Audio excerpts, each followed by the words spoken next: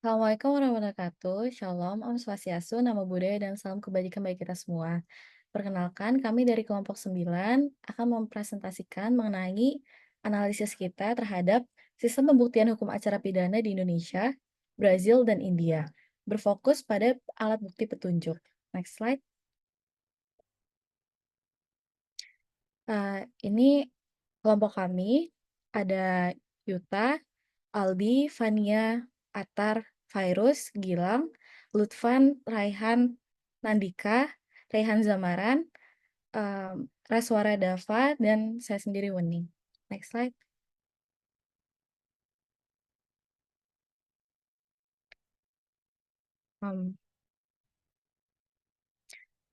Petunjuk.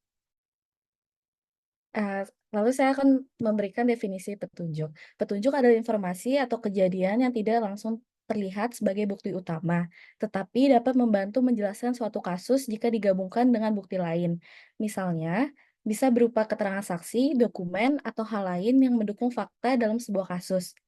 Di Indonesia, petunjuk diatur dalam KUHP, Kitab Undang-Undang Hukum Acara Pidana, dan dianggap sebagai salah satu bentuk bukti sah dalam proses hukum pidana. Artinya, meskipun bukan bukti utama, petunjuk berperan penting dalam menjelaskan atau menguatkan bukti lain.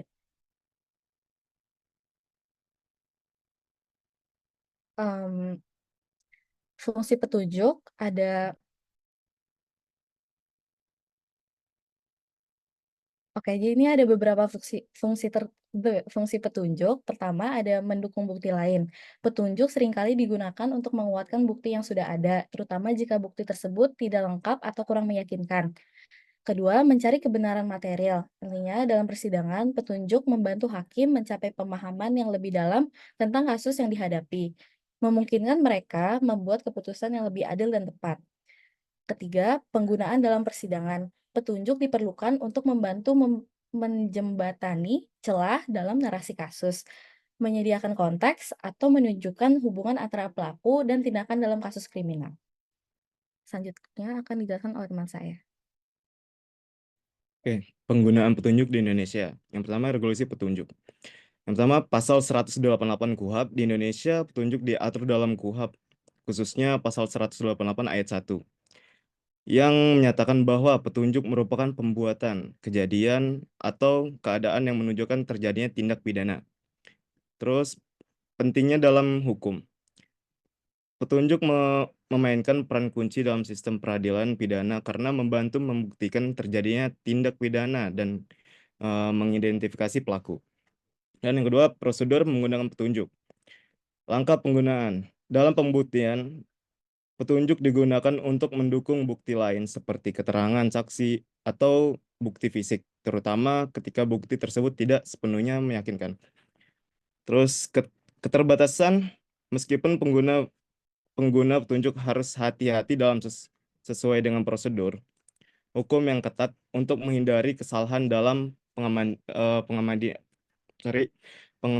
pengambilan keputusan. Oke, selanjutnya akan disampaikan sama teman saya. Baik, selanjutnya saya akan membahas soal perbandingan penggunaan petunjuk di Brazil dengan India. Boleh dilanjut? Jadi Brazil itu menggunakan sistem civil law, di mana sistem hukum di Brazil itu mengikuti sistem hukum civil law yang sangat terstruktur dan formal.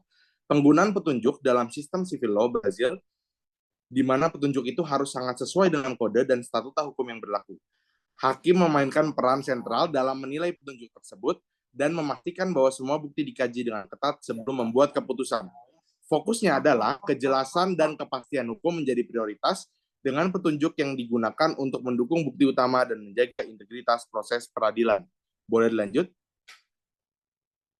Kemudian, sistem hukum di India ini menganut sistem hukum common law, di mana ia memberikan fleksibilitas yang lebih besar dalam penggunaan dan interpretasi hukum berdasarkan preseden. Penggunaan petunjuk di India seringkali digunakan dalam kasus-kasus di mana bukti langsung seperti keterangan saksi atau bukti material tidak tersedia. Petunjuk harus membentuk sebuah rantai bukti yang kuat dan konsisten yang menunjukkan kesalahan terdakwa tanpa keraguan yang wajar. Di mana fokusnya dalam sistem India membuat kebebasan dalam interpretasi dan penilaian bukti dengan petunjuk yang bisa menjadi elemen kunci dalam menetapkan kesalahan dalam pengadilan yang bersifat adversarial. Silakan dilanjut. Selanjutnya ada pun kelebihan dan kekurangan.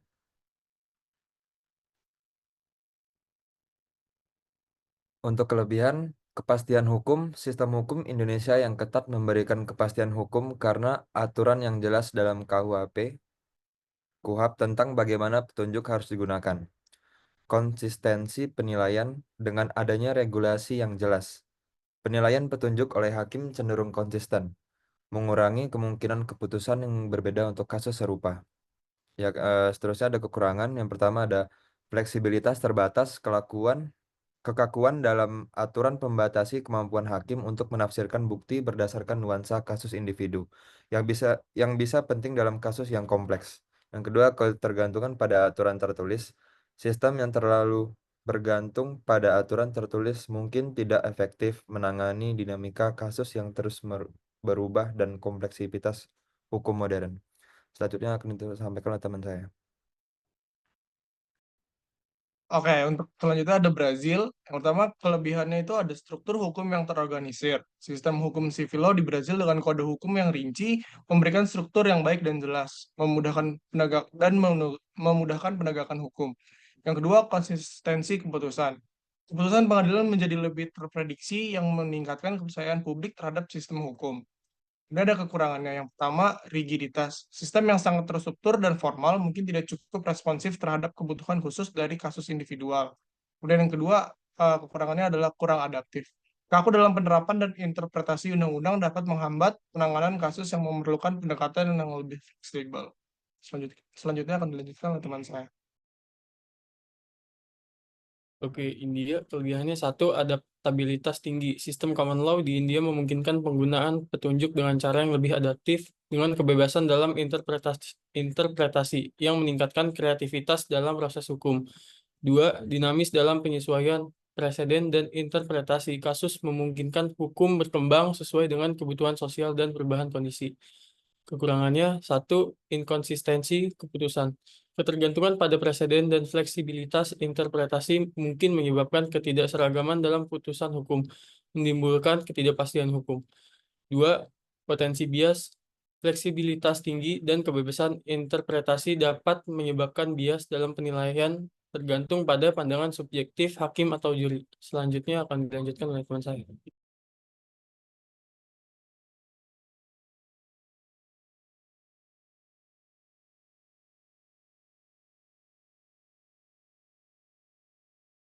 Berikutnya analisis kritis. Dampak pada keadilan, tunjuk membantu menutup celah dalam kasus yang kurang bukti langsung, memungkinkan hakim mencapai keputusan yang lebih mendasarkan pada kebenaran material. Yang kedua, pengaruh terhadap keputusan hakim. Di sistem hukum yang berbeda, petunjuk dapat mempengaruhi keputusan hakim dengan cara yang berbeda, tergantung pada seberapa besar fleksibilitas yang diberikan oleh sistem tersebut dalam penilaian bukti. Selanjutnya, next. Selanjutnya ada laporan hakim dan juri. Peran hakim dalam civil law, hakim memiliki peran yang lebih dominan dalam menentukan hasil suatu perkara. Hakim bertanggung jawab sebagai penilai utama bukti yang diajukan dalam persidangan, termasuk petunjuk atau informasi tambahan yang dapat membantu mereka dalam memahami kasus. Berbeda dengan sistem common law, di mana proses pengambilan keputusan lebih mengandalkan penilaian oleh juri. Di sistem civil law, hakim lebih banyak berperan dalam mengarahkan jalannya proses peradilan. Mereka yang mengikuti aturan yang ketat dalam mengevaluasi bukti yang diberikan dan harus memastikan bahwa bukti yang diterima memenuhi standar hukum yang berlaku. Dengan demikian, hakim dalam sistem ini berperan tidak hanya sebagai pihak yang memutuskan perkara, tetapi juga sebagai pihak yang aktif dalam mengontrol dan menilai bukti secara menyeluruh. Sedangkan dalam sistem common law, peran hakim itu dan juri itu lebih terpisah. Juri berperan dalam menilai bukti dan fakta yang disampaikan di persidangan. Mereka tidak hanya mempertimbangkan bukti yang diajukan, tetapi juga petunjuk yang diberikan untuk membimbing mereka dalam memahami bukti tersebut. Petunjuk ini bisa berupa penjelasan hukum atau penafsiran atas fakta yang dapat membantu juri dalam mengambil keputusan yang tepat. Hakim meskipun memberikan arahan tentang hukum yang berlaku, tidak ikut serta dalam penilaian fakta atau bukti yang menjadi dasar keputusan juri. Sebagai pengarah proses hukum, hakim bertugas memastikan bahwa prosedur hukum diikuti dengan benar dan memberi pedoman hukum kepada juri. Tetapi keputusan akhir mengenai fakta-fakta dari kasus tersebut ada di tangan juri. Juri dalam hal ini berfungsi sebagai pihak yang lebih terlibat dalam menentukan apa yang benar-benar terjadi dalam kasus tersebut, berdasarkan bukti dan petunjuk yang diberikan oleh hakim. Next. Jadi untuk kesimpulan, pada dasarnya dapat disimpulkan bahwa meskipun ketiga negara tersebut menggunakan petunjuk sebagai alat bukti, namun sistem hukum masing-masing tiap negara menentukan secara jelas bagaimana petunjuk tersebut digunakan. Di Indonesia dan Brazil yang menganut sistem civil law, hakim memiliki peran utama yang lebih dominan dalam menilai suatu petunjuk berdasarkan aturan hukum yang ketat, sehingga lebih berstruktur dan formal. Sedangkan di India menganut sistem common law, wewenang yang lebih fleksibel diberikan kepada hakim dan juri. Petunjuk juga dapat bergantung pada interpretasi hakim dan juri, sehingga membuat kemungkinan penyesuaian yang lebih dinamis terhadap kasus. Selanjutnya dilanjut dengan teman saya. Berbeda dengan penerapan hukum di tiga negara tersebut, tentu membuktikan bahwa sistem hukum memiliki andil besar dalam prosesi mencapai keadilan. Karena sistem hukum mempengaruhi fungsi petunjuk sebagai alat bukti melalui pengaturan, penilaian, dan penggunaannya. Adanya kekurangan maupun kelebihan dari tiap-tiap sistem hukum tersebut merupakan sebuah hal yang wajar dalam prosesi hukum untuk mencapai sebuah keadilan. Pada dasarnya, petunjuk sebagai alat bukti dalam sistem hukum sangatlah krusial karena berperan besar dalam pembuktian dan pencarian kebenaran material di pengadilan. Meskipun sistem hukum civil law dan common law memiliki pendekatan yang berbeda dalam menangani petunjuk, keduanya tentu bertujuan untuk mencapai keadilan yang adil dan objektif. Cara pengelolaan petunjuk berpengaruh signifikan terhadap hasil akhir dari prosesi peradilan, serta menggarisbawahi kebutuhan akan konsistensi dan fleksibilitas yang seimbang dalam penerapannya untuk memastikan bahwa keadilan dapat tercapai di setiap kasus. Baik, next slide. Lanjut ke bagian saran ya. Di sini saran dari kami untuk meningkatkan sistem peradilan Indonesia, kita mengajukan untuk adanya peningkatan fleksibilitas dalam penilaian petunjuk. Dengan begitu dapat memungkinkan hakim untuk lebih mempertimbangkan konteks dan nuansa unik yang terkait dengan setiap kasus, sehingga penilaian yang diberikan oleh hakim lebih tepat dan adil. Selain itu, sangat disarankan untuk menyelenggarakan pelatihan lebih lanjut bagi hakim terkait tentang caranya menilai petunjuk, dengan fokus pada pendekatan yang berbasis bukti dan strategi untuk mengurangi bias yang bersifat subjektif. Selain itu, reformasi regulasi tentang penggunaan petunjuk juga perlu dipertimbangkan untuk memperjelas aspek-aspek yang masih bersifat ambigu. Penyesuaian yang sudah disebutkan ini bertujuan untuk memastikan bahwa petunjuk diolah dengan cara yang transparan dan adil, dan dapat meningkatkan kepercayaan masyarakat terhadap keadilan dan penegakan hukum. Oke, selanjutnya merupakan referensi yang kami gunakan dalam membuat analisis. Next slide. Next slide.